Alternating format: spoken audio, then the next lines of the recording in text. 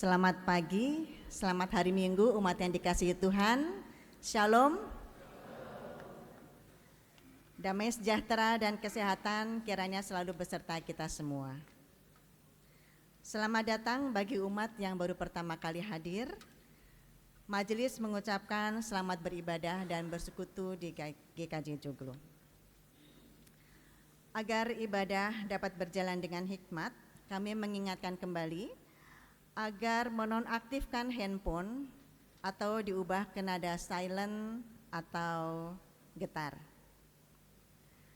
Berikut ini kami akan membacakan pokok-pokok pewarta hari Minggu 25 Januari 2026 sebagai berikut.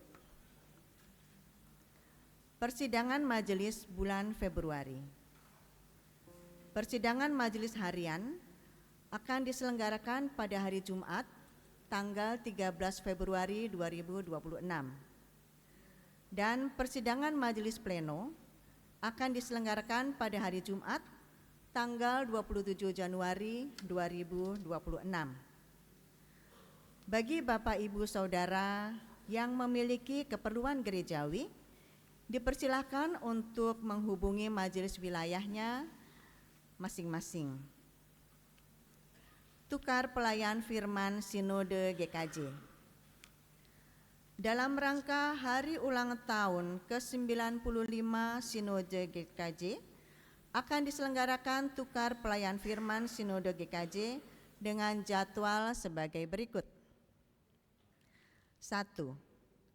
Pendeta Wuri Ajeng Septaningrum dari GKJ Slogoimo akan melayani di GKJ Joglo pada hari Minggu 22 Februari 2026 pukul 8 dan pukul 17.00 WIB. Sedangkan Ibu Pendeta Maria Sri Hartati akan melayani di GKJ Slogoimo, Wonogiri pada hari Minggu 8 Februari 2026. Mohon dapat menjadi perhatian warga jemaat. Sakramen pengakuan percaya. Pada hari Minggu 1 Februari 2026 pukul 8.00 WIB, Majelis GKJ Joglo akan melayankan sakramen pengakuan percaya atau CD atas diri Saudari Lucia Nurjati Waldiana dari warga GKJ Rewulu yang akan dilayankan oleh Pendeta Widianto Nugroho. Mohon dukungan doa warga jemaat. Warga baru. Majelis GKJ Joglo telah menerima permohonan menjadi warga atas diri Saudari Waya Nesa Lalantanot, alamat di Jalan Penyelesaian Tomang 4, Meruya, masuk dalam wilayah 4A dengan pelayanan Majelis Penatua Poni Patmiyati dan Diaken Andreas Gilar Samudro. Jika hadir dalam ibadah ini, dimohon Saudari Waya untuk dapat berdiri. Tidak ada, terima kasih. Kami mengucapkan selamat bersekutu dan beribadah di GKJ Joglo. Katekisasi Bina Pranikah dan Katekisasi Reguler tahun 2026. Katekisasi Bina Pranikah akan dimulai pada hari Sabtu 31 Januari dan selanjutnya akan diadakan pada tanggal 1 Februari dan 8 Februari 2026. Sedangkan untuk katekisasi reguler dimulai pada bulan Februari 2026 yang akan didahului dengan pertemuan bersama orang tua atau wali katekisan pada hari Minggu 1 Februari 2026. Bagi yang akan mendaftarkan, harap segera menghubungi majelis kelompok atau sekretariat gereja. Mohon perhatian warga jemaat. Perjamuan kasih.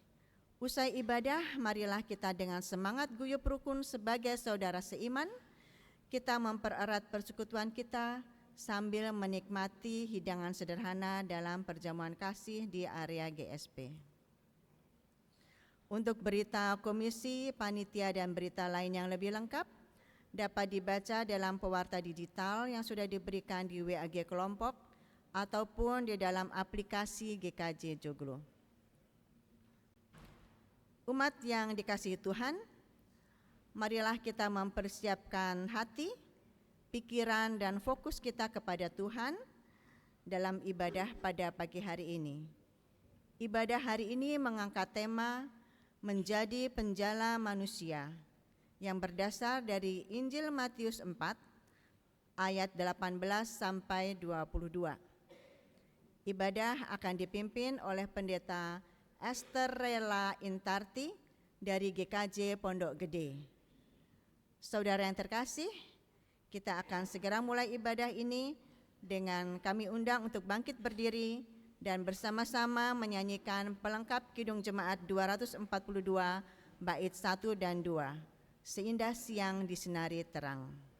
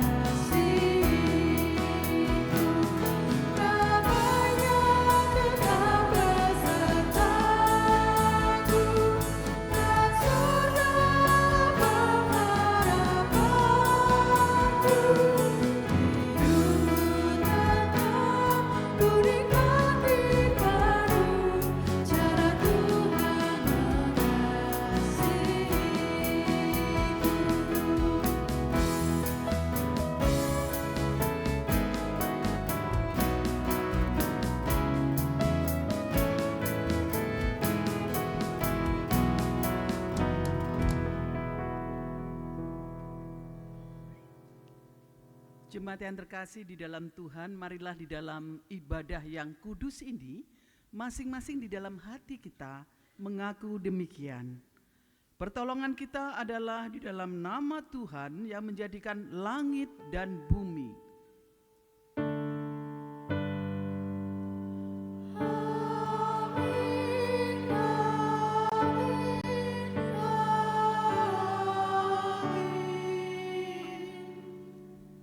Kasih karunia dan damai sejahtera dari Allah Tritunggal menyertai saudara sekalian dan beserta saudara juga.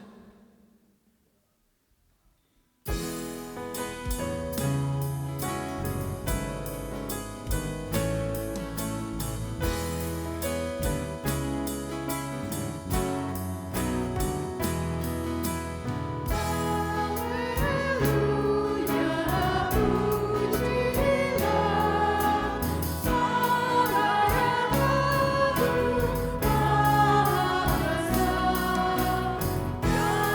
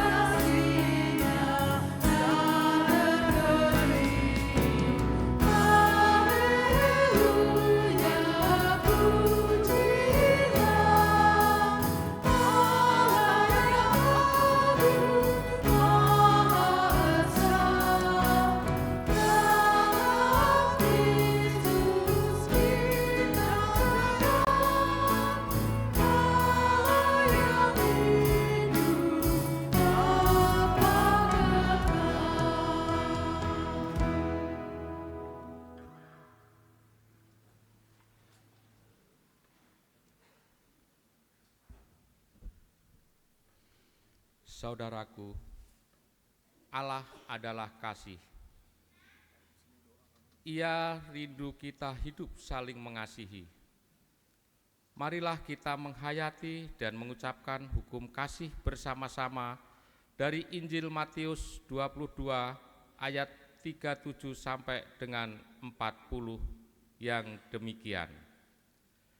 Jawab Yesus kepadanya, "Kasihilah Tuhan Allahmu dengan segenap hatimu, dengan segenap jiwamu, dan dengan segenap akal budimu.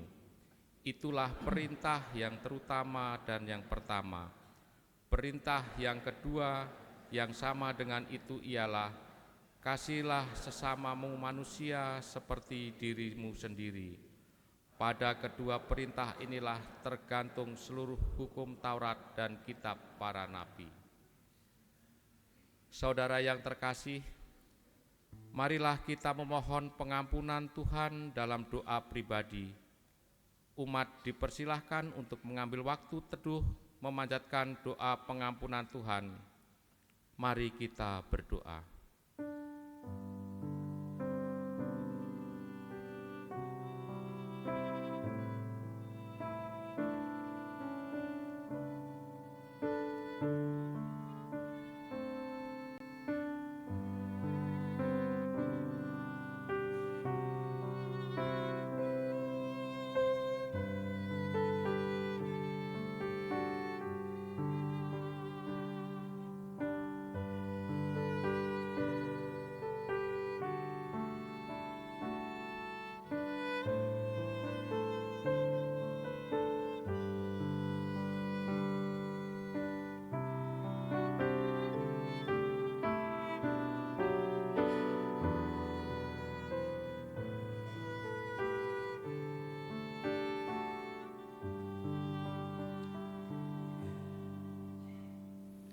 Dalam nama Tuhan kami Yesus Kristus kami telah berdoa.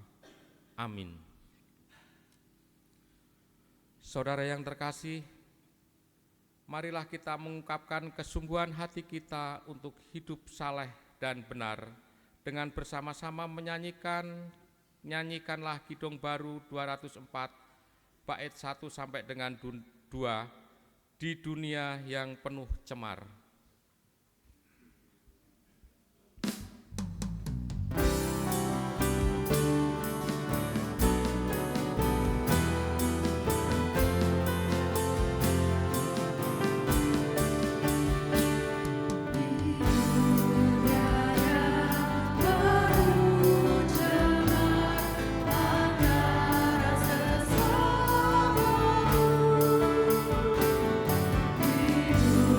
Hidup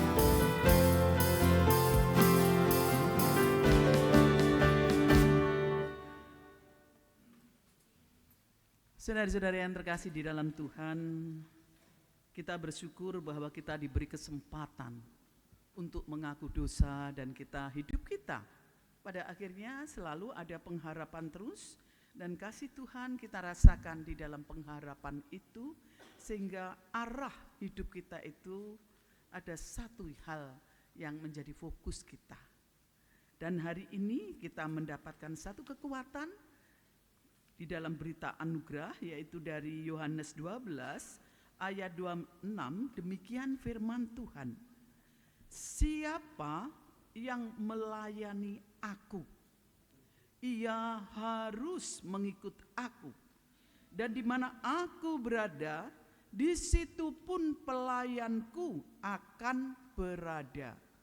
Siapa yang melayani aku, ia akan dihormati Bapa. Demikianlah penguatan yang kita dapat hari ini, dan biarlah diri kita dengan segala kehidupan dan peran kita masih memberikan diri untuk melayaninya. Kami mohon jemaat untuk bangkit berdiri, kita respon berita anugerah ini yang merupakan satu janji kita kepada Tuhan. Kita harus membawa berita.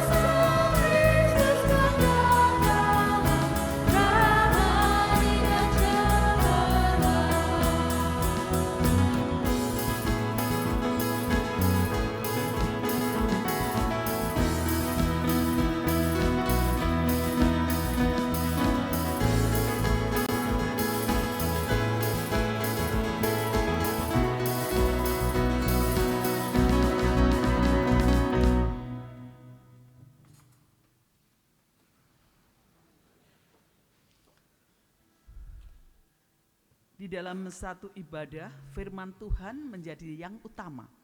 Karena ini pewartaan dari Allah sendiri.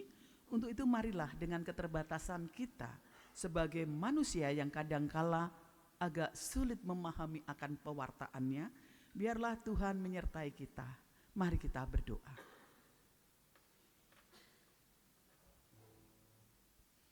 Pagi hari ini kami secara khusus mengucap syukur karena Tuhan masih memberikan waktu kepada kami, di mana kami dapat beribadah. Tuhan masih memberikan kesempatan kami untuk mendengarkan firman-Mu secara bersama-sama di dalam persekutuan di GKJ Joglo ini. Terima kasih Tuhan. Untuk itu kami merindukan untuk Tuhan sendiri yang berfirman dan biarlah melalui hamba-Nya Tuhan memberkati, dan kami semua yang mencoba untuk memahaminya, Tuhan juga menyertai. Fokuskanlah kami untuk di dalam peran kami masing-masing. Terima kasih, kami serahkan untuk pewartaan firman Tuhan pada pagi hari ini hanya di dalam satu nama, Tuhan kami Yesus Kristus. Amin.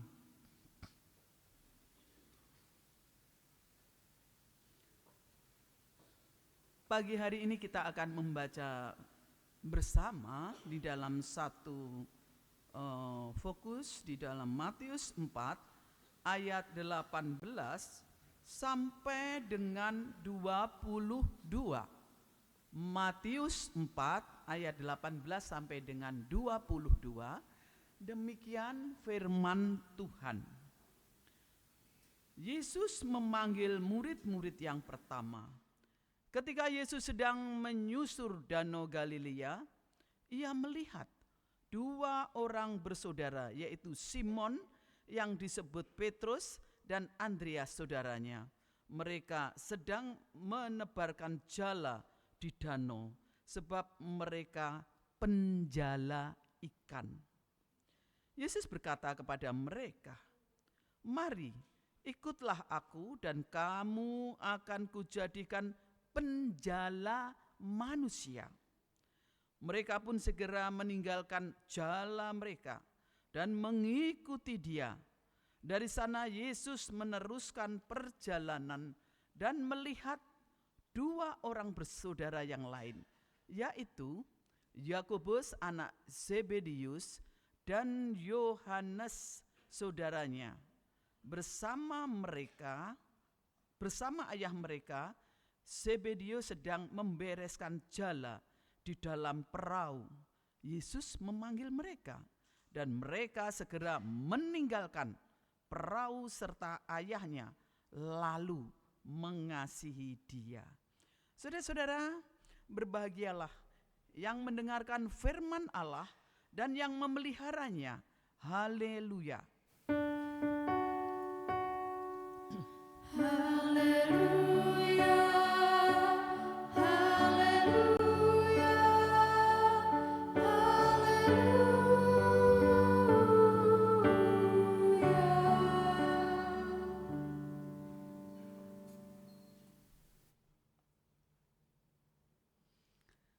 Shalom.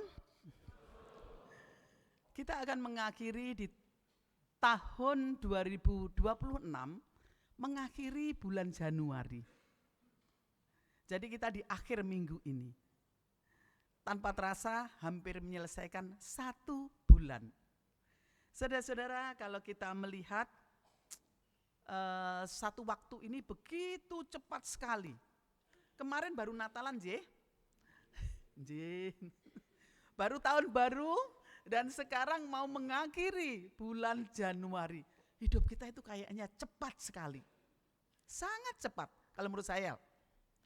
Saudara-saudara, hari ini kita diberikan satu tema yang luar biasa untuk mengingatkan kita semua. Bapak, Ibu, dan Saudara, juga saya mengingatkan hal ini, yaitu menjadi penjala manusia. Waduh, berat banget ya, menjadi penjala manusia. Piye ini menjadi penjala manusia itu? Saudara-saudara, kalau kita melihat tema ini, yaitu menjadi penjala manusia, pasti kita tidak lepas dari penjala manusia. Kalau sebelumnya adalah penjala ikan di laut itu. Kalau penjala ikan berarti dia adalah seorang nelayan. Seorang nelayan. Nelayan tidak pernah menangkap ikan dari tepi danau. Pasti nelayan itu kan langsung harus turun ke air secara langsung. Enggak mungkin di pinggiran terus menjaring begitu, dapatnya pasti kecil. Jadi harus turun langsung begitu, nggih. Terus menebarkan jala dan siap menghadapi ketidakpastian. Kenapa demikian? Karena belum tentu di daerah ini ada, di lokasi ini ada ikannya yang banyak. Akhirnya kalau enggak ada langsung pindah begitu. Terus diharapkan ada hari dengan hasil yang melimpah pasti itu. Ada hari pulang kadang juga dengan tangan kosong, tidak mendapatkan ikan itu. Tetapi kalau kita melihat profesi nelayan yang sejati, dia tetap berangkat. Kadang menghadapi ketidakpastian tetap berangkat. Karena itulah panggilannya profesi menjadi seorang nelayan. Dia tetap. Mungkin ada yang mengatakan belum tentulah jala di ini sekarang banyak alat-alat yang saingan dari negara lain yang mengambil kekayaan kita. Tapi nelayan kita itu tetap setia dengan pekerjaannya.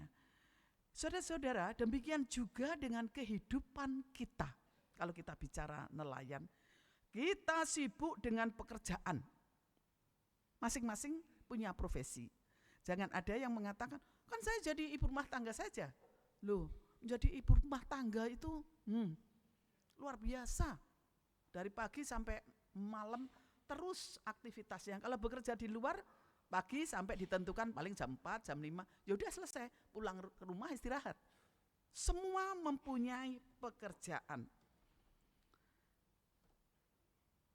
Keluarga kita yang harus kita layani, pelayanan yang ikut di dalam pelayanan di gereja maupun di tempat lain, dan tanggung jawab kita sehari-hari.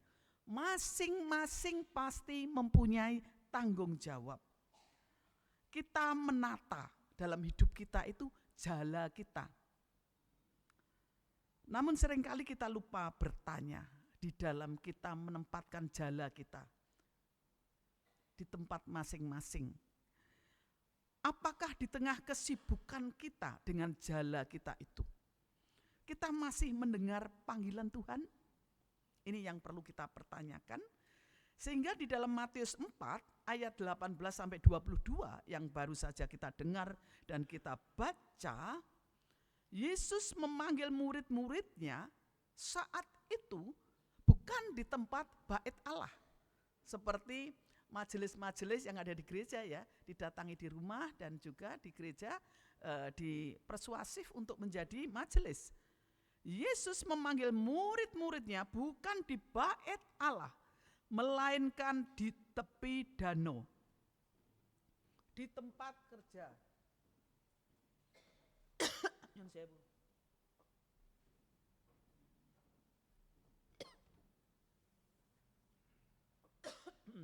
Musim batuk ini. Yang batuk nggak usah ditahan ya. Takutnya di dalam nanti keselak ngelentek kalau ditahan. Mohon maaf saya, memang agak batuk lagi, agak batuk. Tapi saking semangatnya di joglo, batuknya keluar semua. Ya, baru saja kita baca di Matius 4, 18 sampai 22 tadi, menariknya Yesus memanggil di tempat bekerja mereka, di tepi danau, di tengah rutinitas mereka di dalam pekerjaannya. Ini menarik loh bagi saya. Bukan di tempat-tempat yang ada unsur penyembahan dan sebagainya. Saudara-saudara, Yesus yang melihat situasi itu memanggil. Injil mencatat bahwa Yesus sedang berjalan menyusur Danau Galilea. Kalau kita lihat bahasa aslinya, peripaeton artinya berjalan terus, menerus, aktif dengan satu tujuan. Yesus sedang berjalan menyusur Danau Galilea saat itu, dan dia terus menerus berjalan secara aktif dengan tujuan tertentu. Saudara-saudara, pada saat itu situasinya setelah mendengar Yohanes Pembaptis ditangkap oleh Herodes, diceritakan bahwa Yesus saat itu menyingkir ke Galilea. Mengapa? Ini pertanyaannya. Yesus menyingkir ke Galilea. Saat itu Yesus sedang berada dalam pusaran arus Yohanes Pembaptis. yang menyerukan pertobatan moral bagi bangsanya, sehingga tentu saja ia bersama para murid Yohanes dalam kondisi terancam. Bertobatlah sebab kerajaan surga sudah dekat, sama dengan yang dikerjakan oleh Yohanes Pembaptis. Lalu apakah Yesus menyingkir ke Galilea adalah untuk melarikan diri dari Herodes? Kesannya memang begitu. Tapi sebenarnya kalau kita melihat lebih dalam lagi, Galilea pada zaman Yesus diberi label sebagai wilayah orang-orang yang tidak mengenal Tuhan. Orang Israel menyebut wilayah itu sebagai daerah kafir. Lalu mengapa Yesus memilih Galilea? Kalau kita melihat kutipan dari Yesaya, setidaknya ada alasan utama kenapa Yesus pergi pada saat itu ke Galilea. Orang-orang asing pun semenjak awal masuk dalam rencana penyelamatan Allah itu melalui Yesus. Hal ini menunjukkan bahwa Yesus bukan lewat di Galilea itu secara kebetulan, melainkan berjalan dengan kesadaran ilahi. Di Galilea pula Yesus memanggil murid-murid yang pertama. Padahal daerah itu dikatakan daerah kafir, yaitu Simon, Andreas, Yakobus, dan Yohanes, yang saat itu sedang di dalam pekerjaannya, menebarkan jala di danau, sebab mereka adalah penjala ikan atau nelayan. Jadi Matius dengan jelas menunjukkan bahwa yang dipilih serta diajak oleh Yesus untuk bekerja ataupun berkarya adalah nelayan. Mengapa nelayan? Banyak orang pada saat itu sebenarnya memiliki anggapan atau persepsi bahwa nelayan adalah kaum yang tidak terpelajar, bukan orang terkemuka atau orang terkenal dan berstatus sosial sangat-sangat rendah. Tapi Yesus berkenan memanggil dan memakai mereka untuk ikut serta dalam karya pelayanannya. Petrus, Andreas, Yakobus, dan Yohanes yang adalah nelayan dijadikan penjala manusia. Penjala manusia di dalam bahasa Yunani dikatakan sebagai anthropos, sogron, artinya yang menangkap manusia untuk membawanya kepada kehidupan yang lebih baik. Saudara-saudara, kalau kita melihat sedikit latar belakang zamannya waktu itu, secara historis sebenarnya nelayan di Galilea bukan profesi yang kecil seperti anggapan masyarakat saat itu.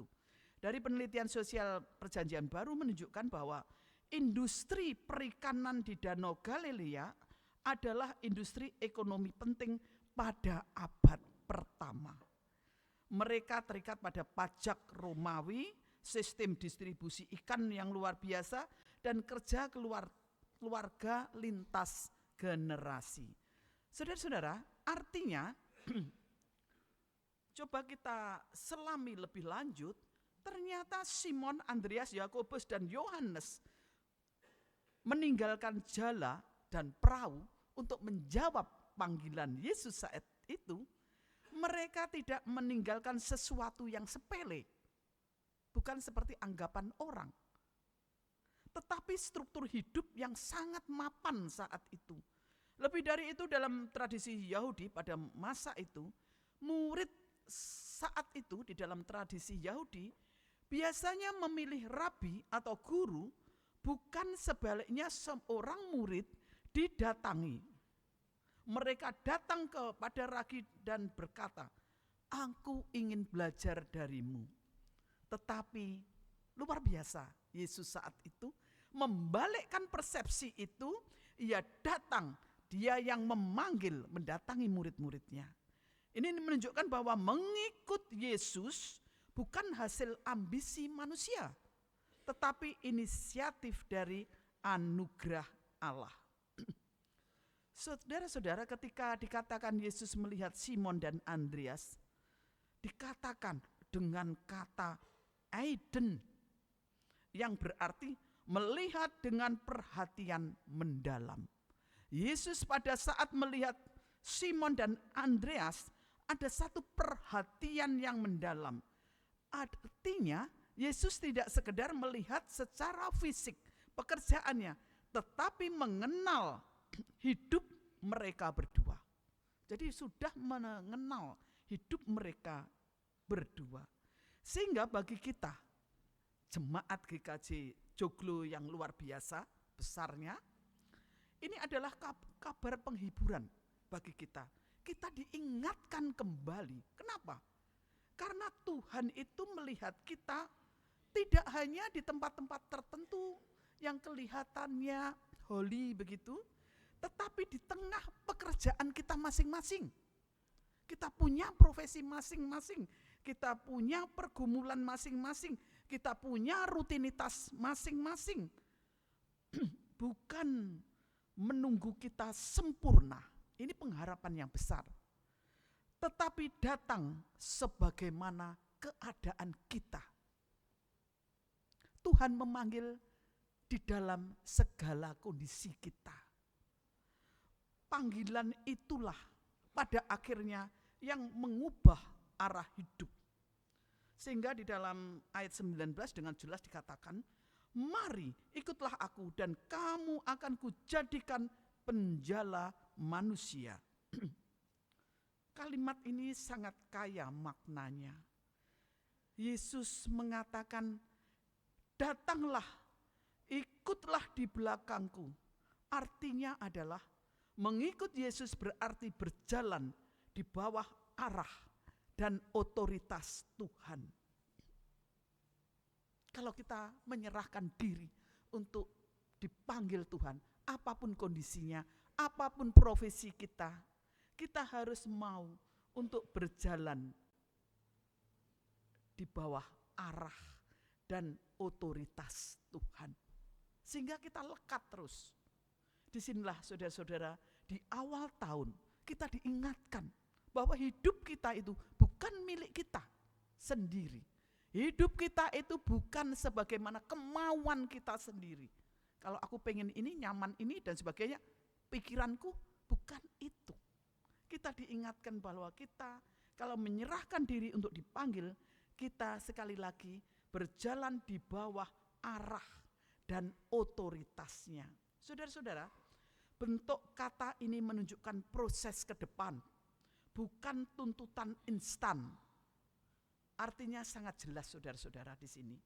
Tuhan itu tidak menuntut murid-muridnya sudah siap, sudah pandai, atau sudah merasa suci. Tuhan berjanji membentuk kita murid-murid itu seperti murid-murid yang tadi, para nelayan, dalam perjalanan bersama Tuhan. Tidak sendiri, kita dipanggil bukan dengan kekuatanku, tapi kita berjalan bersama Tuhan. Saudara-saudara, menjadi penjala manusia bukan berarti memaksa juga orang, melainkan menghadirkan hidup yang membawa orang kepada kasih Allah. Panggilan untuk menjadi penjala manusia ini adalah panggilan untuk ikut dalam karya pemberitaan Injil. Tetapi maknanya bukan kristenisasi. Menjadi penjala manusia berarti menebarkan jala kasih Allah dalam kehidupan kita, agar banyak orang merasakan kasih Allah dan menerima anugerah keselamatan dari Allah. Panggilan Tuhan untuk menjadi penjala manusia ini pun ditanggapi dengan sungguh-sungguh oleh 4 murid tadi. Mereka segera meninggalkan perahu dan meninggalkan ayahnya, lalu mengikut Yesus dan turut serta di dalam pemberitaan Injil. Inilah satu respon, tanggapan yang diberikan murid-murid. Saudara-saudara, mereka pun, kalimat di dalam firman tadi dengan tegas dikatakan, mereka pun segera meninggalkan jalannya lalu mengikut dia. Kata segera dalam bahasa Yunani adalah eutheos. Di situ di dalam mengikut Tuhan artinya adalah tanpa menunda. Artinya tidak ada bargaining, tidak ada tawar-menawar. Dan kata meninggalkan artinya melepaskan dengan sadar. Jala bukan sekedar alat kerja. Jala adalah sumber penghasilan, rasa aman atau identitas hidup. Namun mereka para murid itu memberikan satu pembelajaran bagi kita, bahwa hidup bersama Kristus lebih aman daripada jala di tangan sendiri. Mengikut Yesus itu bagi mereka meninggalkan perahu, meninggalkan ayahnya. Sehingga di dalam teks ini kita bisa melihat kata mengikuti itu adalah menunjukkan satu tindakan yang berkelanjutan. Tidak sesaat-saat itu saja. Mengikut Yesus bukan keputusan, ya aku mengikut Yesus setelahnya, ya lihat kondisi. Bukan demikian, saudara-saudara. Melainkan komitmen seumur hidup kita. Panggilan Kristus itu menyentuh secara holistik atau menyeluruh di dalam kehidupan kita. Kalau di sini dijelaskan panggilan Yesus itu sama dengan menyentuh ekonomi mereka, ditunjukkan melalui perahu yang ditinggalkannya. Juga relationship, hubungan dengan keluarga yaitu ayahnya. Mereka langsung tanpa menawar. Dan masa depan mereka tidak tahu. Mengikut Yesus itu kemana ya? Kalau menjala ikan sudah jelas, tapi mereka percaya. Namun disinilah kita melihat Tuhan yang memanggil adalah Tuhan yang juga menyertai, yang juga melengkapi mereka. Saudara-saudara, Yesus juga memakai metafora menjala manusia di dalam hal ini. Bukan tanpa alasan. Di dalam literatur Yahudi dan Yunani, menjala itu sering berarti menghimpun, memulihkan, dan menyelamatkan. Bukan menjebak atau melukai. Karena itu pelayanan Kristus sejatinya bersifat menghidupkan. PPT-nya sudah terakhir ya Mas, ini masih di tengah.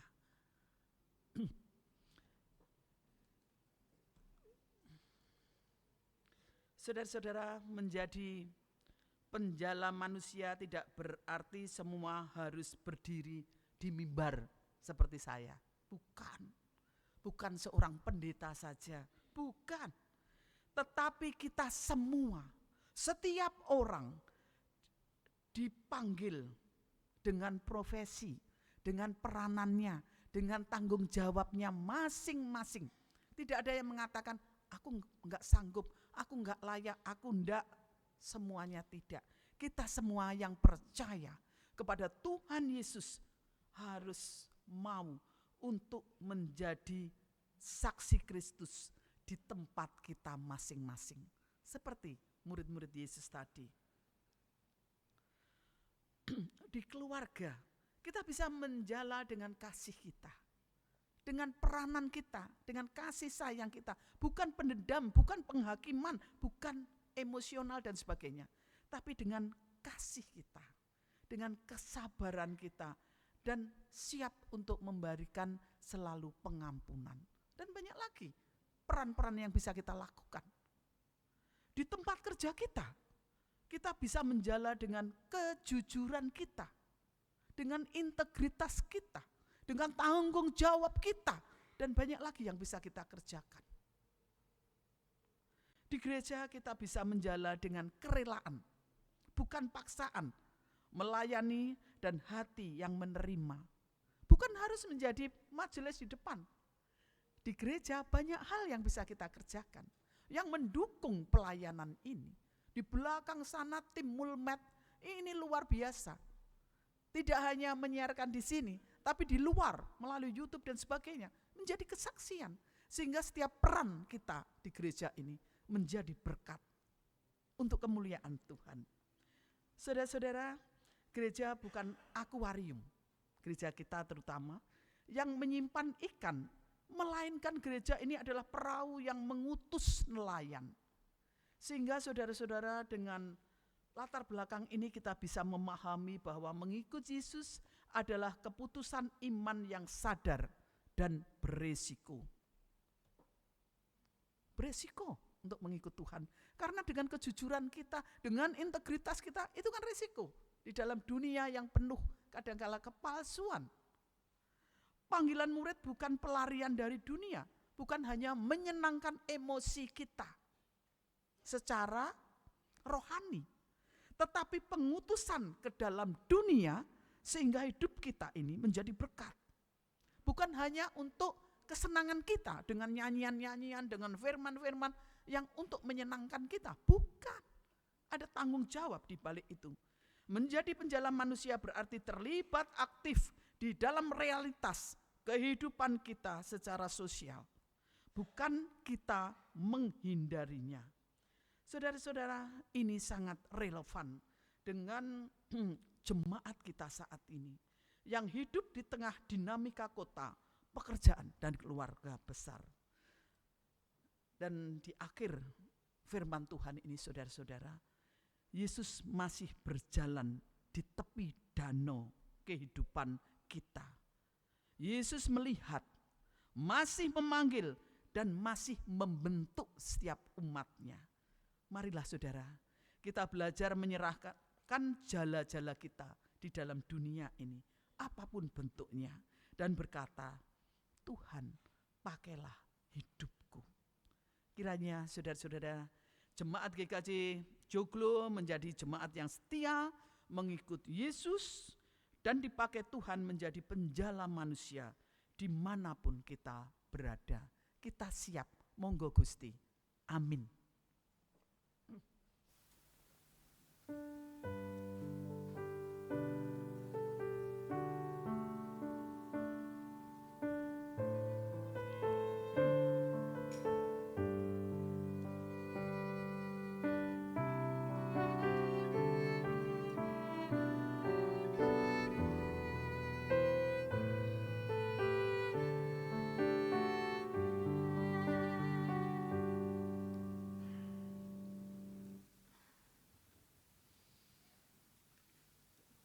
Mari kita memohon kepada Tuhan, biarlah firman ini membuat kita bersemangat untuk mengikut Tuhan menjadi penjala manusia. Kita akan meresponi di dalam doa syafaat. Mari kita berdoa.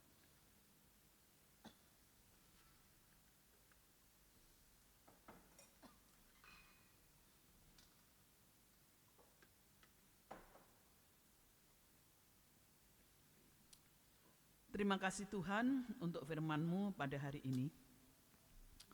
Tuhan mengingatkan kami untuk masing-masing pribadi kami, apapun kondisi kami, apapun peran kami diutus untuk menjadi penjala manusia di dalam kehidupan kami masing-masing. Dengan memberikan yang terbaik dan selalu terikat kepada otoritas-Mu Tuhan. Biarlah hidup kami benar-benar menjadi kesaksian di dalam kehidupan kami, sehingga kami selalu untuk taat, selalu untuk melihat bahwa kepentingan Tuhan ataupun perintah Tuhan ini menjadi hal yang utama. Di dalam menginjak tahun 2026 ini, biarlah ini mengingatkan kepada kami untuk hidup selanjutnya. Kami selalu menatap-Mu Tuhan. Kami juga berdoa jemaat-Mu di GKJ Joglo ini, baik yang hadir di dalam ruangan ini ataupun yang belum, ataupun hadir mereka dengan satu kondisi-kondisi tertentunya. Engkau satukan kami untuk Tuhan pakai, untuk Tuhan mengingatkan kami terus bahwa hidup kami ini adalah hidup selalu di dalam-Mu dengan panggilan menjadi penjala manusia. Ini dapat kami terus jalankan di dalam peran dan pergumulan kami dan profesi kami di tempat kami masing-masing berada. Kami saat hari ini juga berdoa secara khusus untuk jemaat-Mu yang mungkin masih di dalam pergumulan. Engkau melihat satu persatu Tuhan, apa yang menjadi pergumulan mereka. Engkau sentuh mereka dengan kasih sayang-Mu. Engkau lihat Tuhan, biarlah di dalam menghadapi pergumulan ataupun masalah tertentu yang saat ini belum terselesaikan, tetap Tuhan bersama. Kami serahkan untuk juga saudara-saudara kami yang mungkin undur imannya karena melihat bahwa jawaban Tuhan belum nyata dalam hidupnya, sehingga mereka belum ataupun tidak sabar untuk menantikan sehingga mereka undur dari Engkau. Kiranya Tuhan berikan kekuatan, panggillah mereka kembali untuk selalu melihat bahwa kasih Tuhan melampaui segala hal yang ada dalam hidup kami. Kami juga berdoa saudara-saudara kami yang sedang sakit dan di dalam proses pemulihan dan penyembuhan.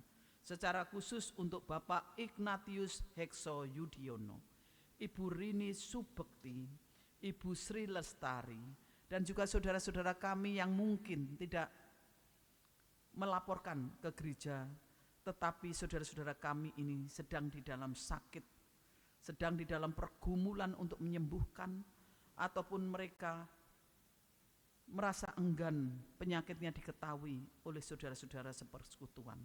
Engkau lihat satu persatu Tuhan, saudara-saudara kami yang saat ini sedang sakit, yang kami haturkan pada hari ini ke dalam tangan Tuhan.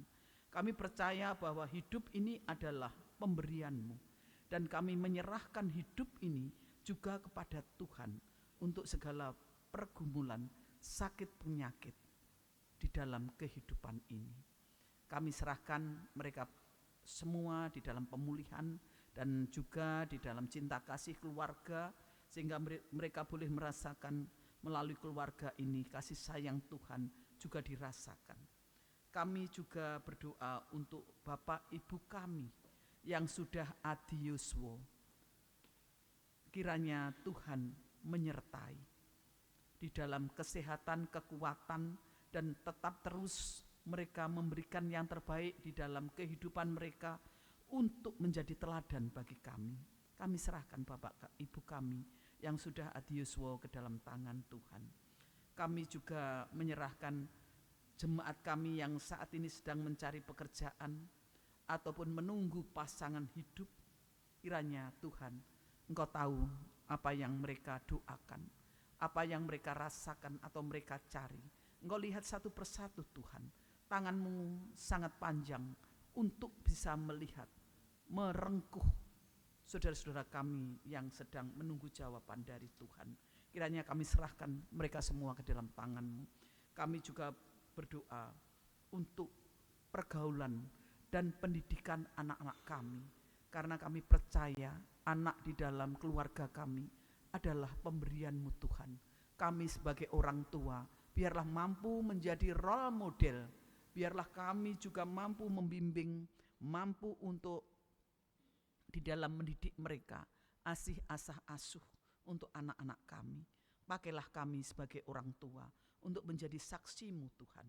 Kami juga berdoa untuk proses perizinan dan pembangunan gereja-gereja Kristen Jawa di Klasis Jakarta bagian Barat dan GKJ Kanaan, GKJ Bumi Indah. Engkau melihat pergumulan mereka untuk perizinan. Kami percaya bahwa tempat beribadah ini adalah untuk memuliakan Tuhan, dan perizinan ini biarlah Tuhan sendiri yang turut serta di dalam menyelesaikannya. Kami juga berdoa untuk bangsa dan negara kami di dalam satu situasi saat ini.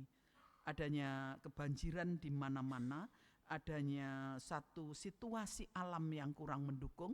Ini merupakan evaluasi kami sebagai umat manusia yang telah diberikan anugerah bumi ini bagi kami. Kadangkala kami kurang mampu bertanggung jawab di dalam kehidupan kami masing-masing.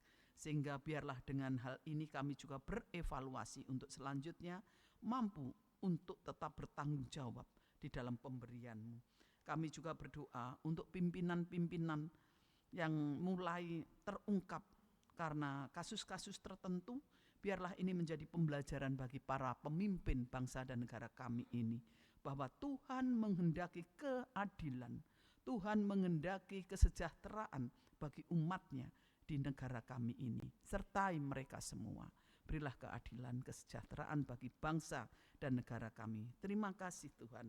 Kami serahkan untuk setiap hal yang boleh terjadi di dalam hidup kami kembali kepada Tuhan, dan biarlah Tuhan kami mampu menjadi saksi-saksi yang hidup, sehingga di saat kami mau untuk berjalan di luar kehendak-Mu, Tuhan sendiri yang mampu merengkuh, memanggil kami, dan kami diingatkan untuk tetap terus menuju arah-Mu dan melihat otoritas-Mu.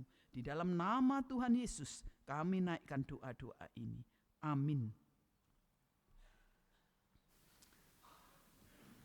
Bersyukur di dalam situasi saat ini untuk firman Tuhan yang boleh diberikan, diwartakan. Kita juga dikuatkan melalui pujian dari talenta bukti kasih-Mu. Kami persilakan.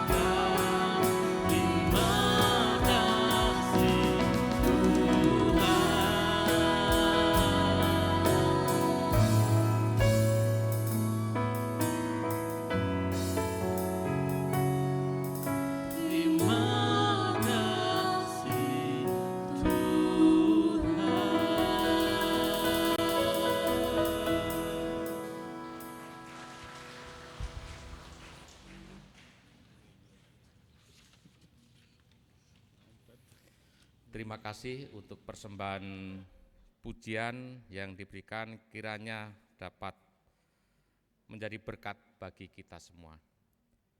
Umat kami undang untuk bangkit berdiri.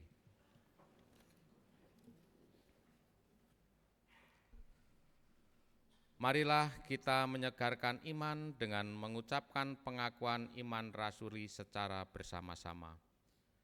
Aku percaya kepada Allah, Bapa yang Maha Kuasa, Khalik langit dan bumi, dan kepada Yesus Kristus, Anaknya yang tunggal Tuhan kita, yang dikandung daripada Roh Kudus, lahir dari anak darah Maria, yang menderita di bawah pemerintahan Pontius Pilatus, disalibkan, mati dan dikuburkan, turun ke dalam kerajaan maut.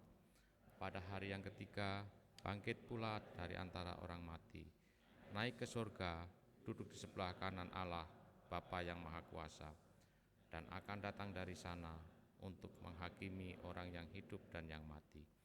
Aku percaya pada Roh Kudus, gereja yang kudus dan am, persekutuan orang kudus, pengampunan dosa, kebangkitan daging, dan hidup yang kekal.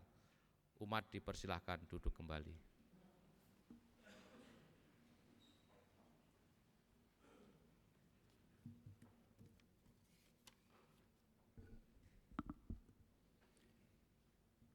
Umat Tuhan yang terkasih, marilah kita mengumpulkan ungkapan syukur bagi Tuhan. Bagi para majelis dan petugas, dimohon untuk menempatkan diri.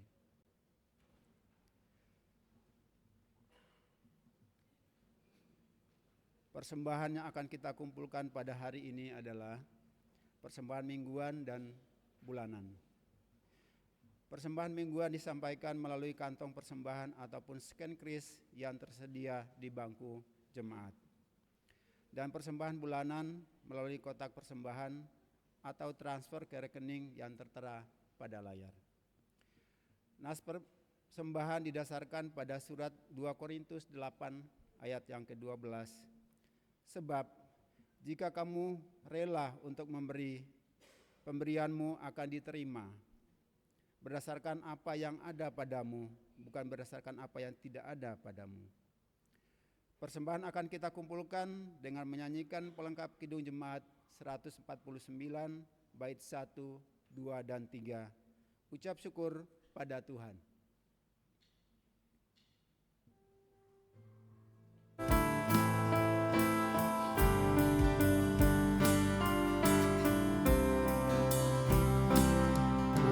Senandung dan lagu baru bagi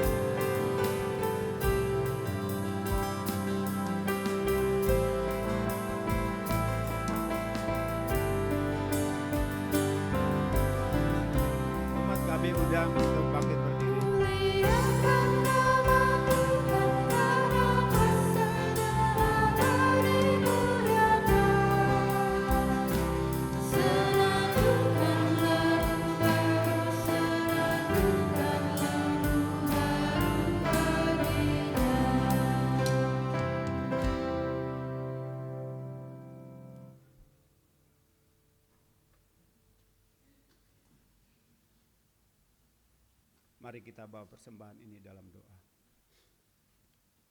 Puji, syukur, dan terima kasih kembali kami panjatkan kehadirat-Mu Bapa di sorga, atas tuntunan penyertaan Roh Kudus-Mu dalam sepanjang kehidupan kami dan dalam setiap karya kami yang sudah Tuhan percayakan kepada kami. Dan pada saat ini Bapa di sorga, kami bisa mempersembahkan persembahan yang semuanya berasal dari Engkau. Kiranya Tuhan sucikan dan berkati persembahan ini agar menjadi sarana buat pelayanan kami di gereja kami ini. Bapa di sorga, kami hendak berdoa buat para pengelola persembahan, kiranya Tuhan memberikan hikmat kepada mereka agar mereka bisa menjalankan tugas-tugas mereka, agar persembahan ini bisa dipakai untuk pelayanan kami di sini. Allah Bapa di surga, doa yang jauh dari sempurna ini kami alaskan di dalam nama Tuhan kami Yesus Kristus yang telah mengajar kami berdoa. Bapa kami yang di surga, dikuduskanlah namamu, datanglah kerajaan-Mu, jadilah kehendak-Mu di bumi seperti di surga. Berikanlah kami pada hari ini makanan kami yang secukupnya, dan ampunilah kami akan kesalahan kami, seperti kami juga mengampuni orang yang bersalah kepada kami. Dan janganlah membawa kami ke dalam pencobaan, tetapi lepaskanlah kami daripada yang jahat. Karena Engkaulah yang punya kerajaan dan kuasa dan kemuliaan sampai selama-lamanya. Amin. Umat tetap berdiri.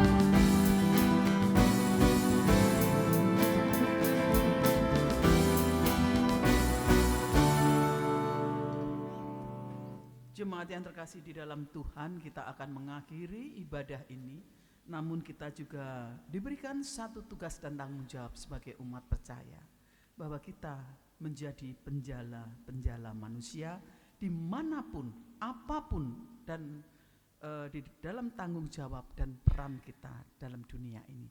Kiranya Tuhan menyertai kita dan Tuhan memberkati saudara-saudara. Dan terimalah berkat dari Tuhan melalui hamba-Nya. Tuhan memberkati engkau dan melindungi engkau. Tuhan menyinari engkau dengan wajah-Nya dan memberi engkau kasih karunia. Tuhan menghadapkan wajah-Nya kepadamu dan memberi engkau damai sejahtera. Amin.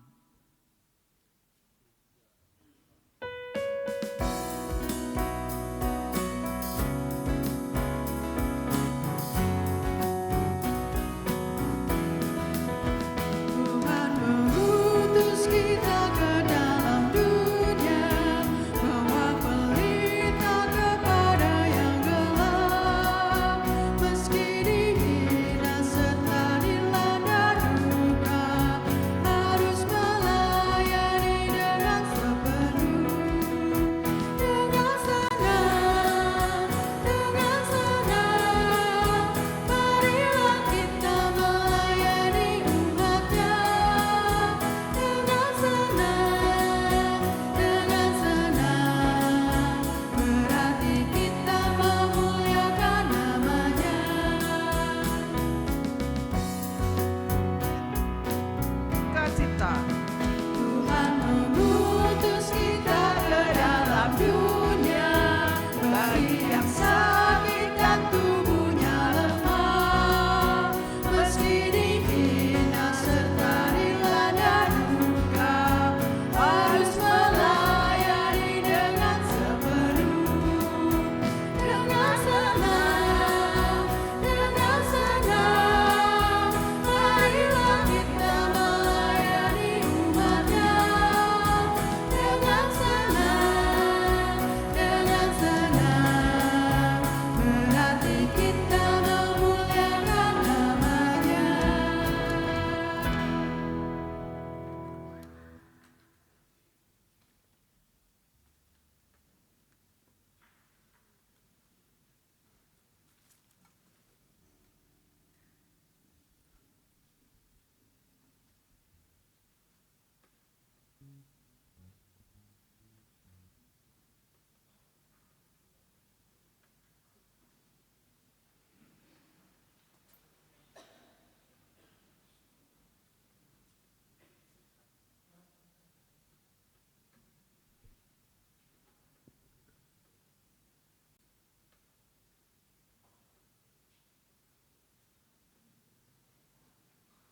Umat Tuhan yang terkasih, ibadah pada pagi hari ini telah usai. Terima kasih untuk seluruh pelayan ibadah pada pagi hari ini. Kami mempersilahkan kembali umat untuk beramah tamah dengan semangat guyup rukun dalam perjamuan kasih. Tuhan Yesus memberkati.